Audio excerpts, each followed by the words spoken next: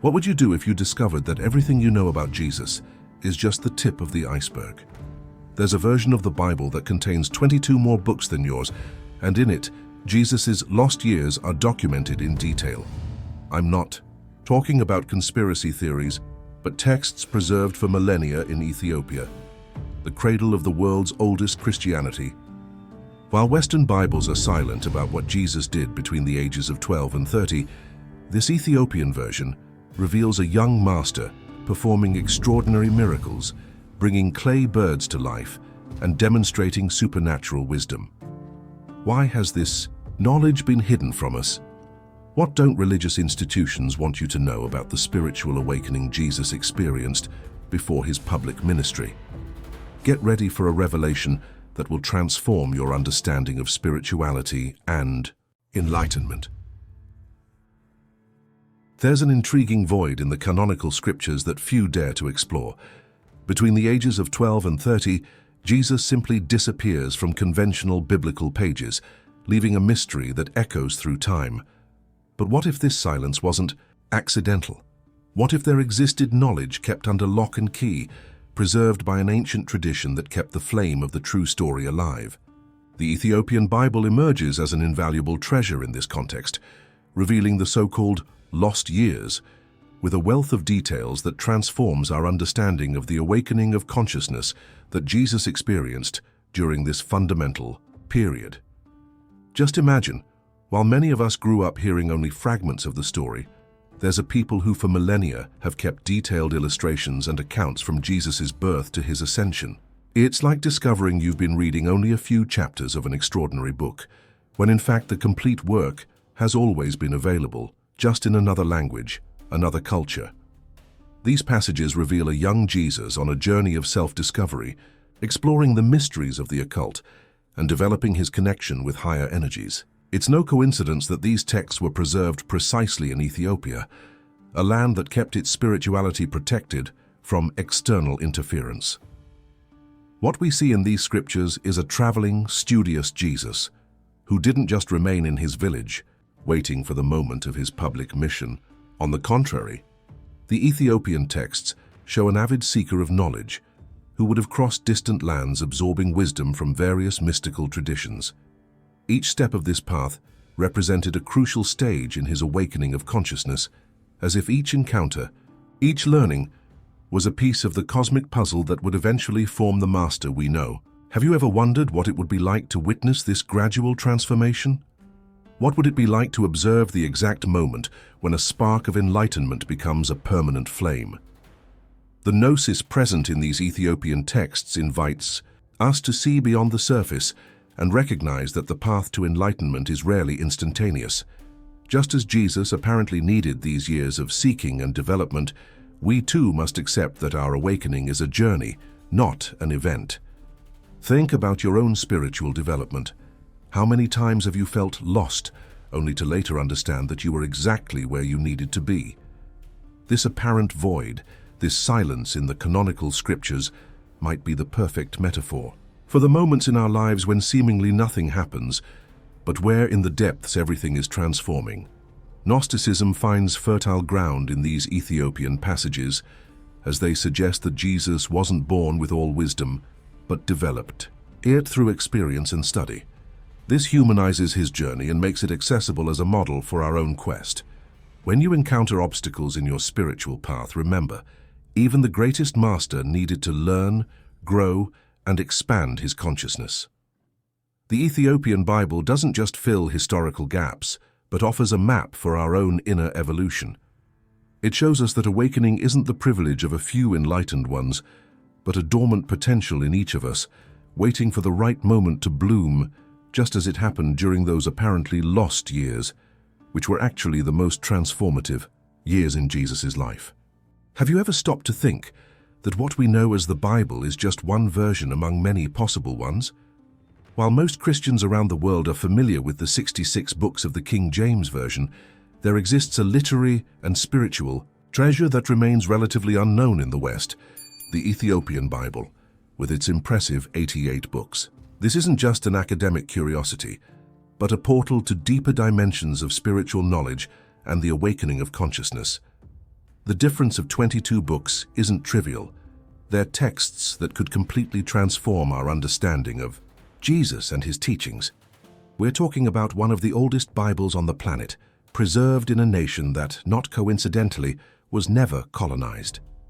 The exclusivity of these texts suggests something extraordinary, an esoteric knowledge that wasn't diluted or altered by the filter of colonial powers and their interests. Just imagine the purity of this material, transmitted through generations without the interference of the hands that shaped Western Christianity. Gnosticism finds here an incalculable treasure, as these texts offer visions and interpretations that align with the search for direct knowledge of the divine, without intermediaries. Each page of these extra books is like a missing piece of the cosmic puzzle that helps us see the complete picture of primitive Christian spirituality. What would our spiritual understanding be like if we had grown up reading these texts too? The preservation of this material in Ethiopia wasn't accidental, but part of a greater plan to keep the flame of true mystical knowledge alive.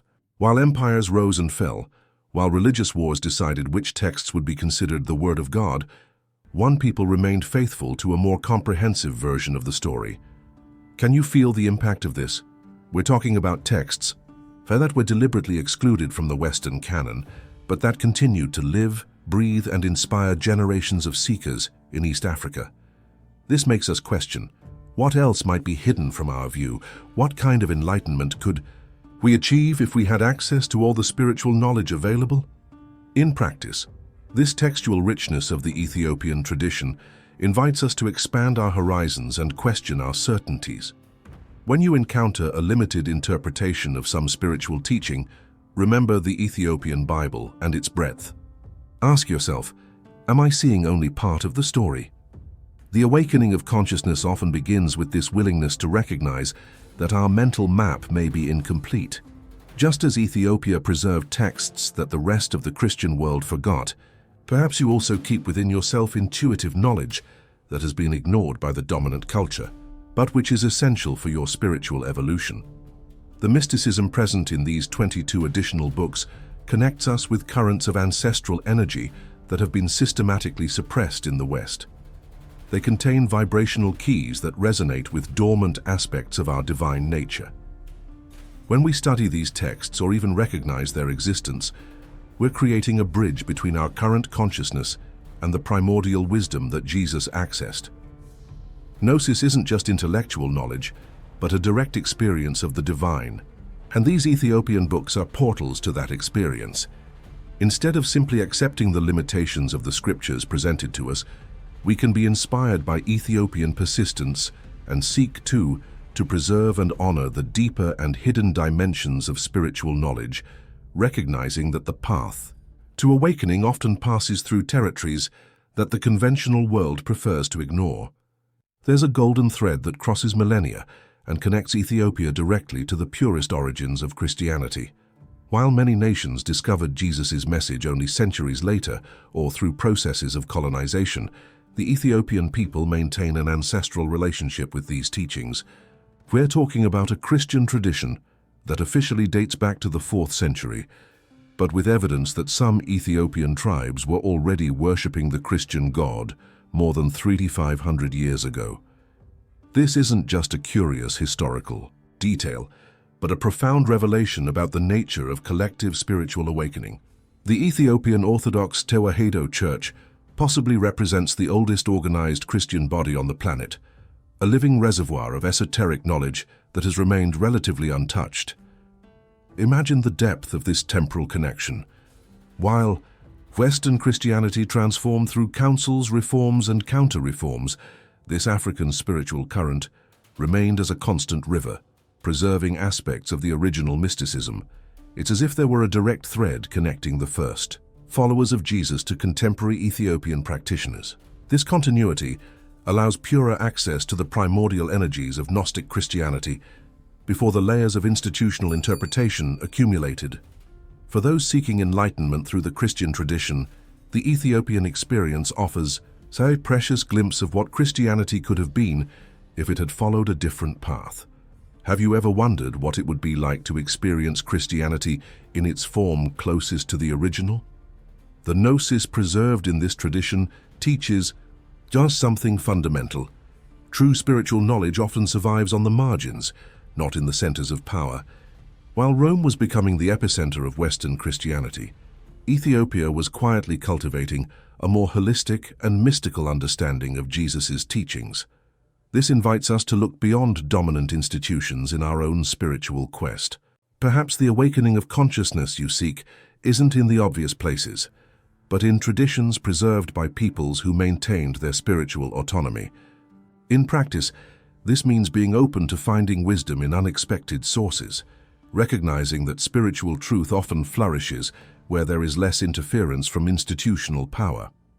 What we can learn from this ancient lineage of spirituality is that Christianity in its essence was a path of inner transformation. Before becoming a codified belief system, it was a technology of enlightenment, a method to elevate human consciousness. The Ethiopians, in their uninterrupted connection with this current, preserved not only texts, but contemplative practices, rituals and forms of prayer that facilitate direct contact with the divine. When you feel disconnected from the formal spirituality you find in the West, remember, there are other expressions of the same sacred impulse that may resonate more deeply with your quest. The longevity of the Ethiopian tradition reminds us that the true spiritual path transcends fads and remains relevant through the centuries, as it touches the timeless essence of human experience. The occult, in this context, doesn't mean something sinister or forbidden, but simply knowledge preserved outside the reach of homogenizing forces. It's like a secret garden that has continuously flourished while others were paved over by spiritual urbanization. Ethiopian wisdom about Jesus shows us a Christianity that doesn't fear mystery, that embraces the energetic and transformative dimensions of the spiritual path. For your own awakening, consider that perhaps you need to rediscover aspects of Christianity that have been obscured by time and politics, not creating something new, but recovering something very old. This reconnection with the deeper roots of the Christian tradition, so evident in the Ethiopian experience, might be exactly the catalyst needed for that inner transformation you've been seeking through contemporary spiritual practices. The Ethiopian texts unveil a fascinating panorama of Jesus' youth that we rarely find in conventional narratives. They present to us an extraordinary young man who, long before his public ministry, already manifested miraculous abilities that challenge our limited understanding. Imagine the scene: a child Jesus molding clay birds with his small hands and, with a breath, granting them life and movement. These aren't just enchanting stories, but profound metaphors about the creative potential that resides in every human being when awakened to their true divine nature. These apocryphal narratives preserved in the Ethiopian tradition invite us to contemplate the nature of consciousness and the power that emerges when we align ourselves with the creative energies of the universe. Beyond giving life to inanimate objects, the accounts show a young Jesus capable of instantly healing wounds, both his own and others.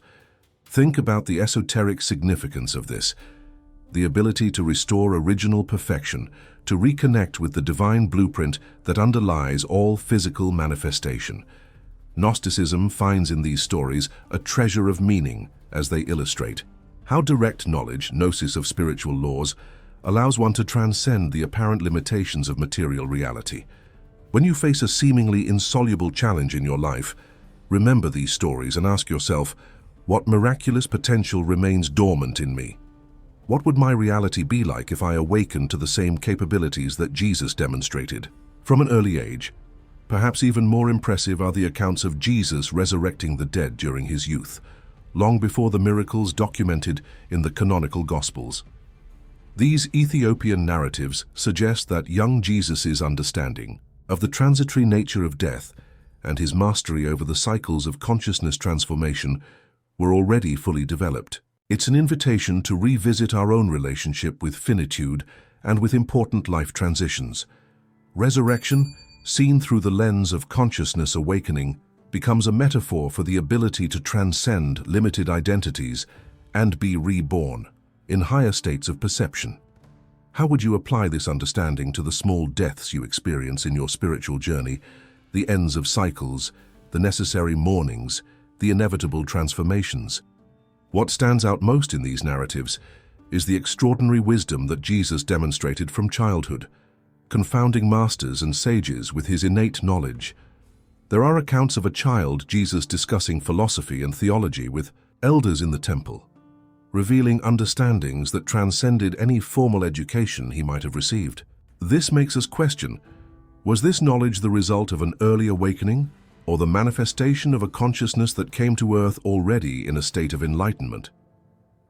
Christian mysticism and Gnosticism frequently suggest that we all carry this inner knowledge, this direct connection with the divine source, just waiting for the moment of awakening. When you encounter deep intuitions or sudden understandings that seem to come from nowhere, perhaps you're experiencing glimpses of the same innate wisdom that Jesus naturally manifested. Curiously, the Ethiopian tradition also preserves more controversial narratives, where the young Jesus would occasionally use his powers to cause harm to those who irritated or challenged him. These stories, far from diminishing Jesus' figure, humanize his journey and suggest a learning process about the responsible use of spiritual power. It's like observing the maturation process of an awakened consciousness, learning to navigate the world of forms and human relationships. For your own spiritual path, consider this. Awakening isn't a state of instant perfection, but a continuous process of refinement and integration. Even the highest energies, when channeled through a developing human vehicle, go through phases of adjustment. A compassionate reminder to be patient with our own imperfections as we grow in the light of expanded consciousness. The story of how we arrived at today's Bible is fascinating and reveals much about the nature of spiritual knowledge and its transmission over time.